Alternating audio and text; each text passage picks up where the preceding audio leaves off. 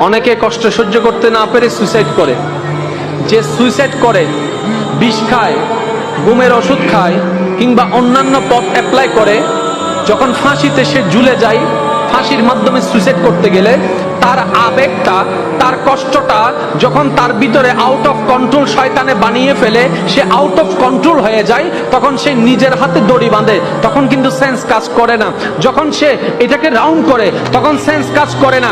যখন সে ঝুলাইতে গলার মধ্যে লাগায়, তখনও সেন্স কাজ করে না। যখন সে ঝুলে যায়, পা থেকে চেয়ারটা সরাই ফেলে, যখন আর কোনো উপায় থাকে না, তখন শয়তান ওখান থেকে সরে যায়। সরে যাওয়ার পরে তার বিবেক তখন কাজ করা শুরু করে, তখন সে নিজেই বাঁচতে চায়, নিজেই ছুটতে চায়, কিন্তু আর কোনো উপায় থাকে না। তখন সে ভাবতে থাকে, আমি কেমনে করলাম, আমি কেমনে করলাম, কষ্ট তো আরো অনেকের জীবনে আছে, ওরা তো ঝুলে নাই, আমি কেন ঝুলে গেলাম। এই জন্য ভাইয়েরা, শয়তান থেকে সবসময় সাবধান থাকতে হবে।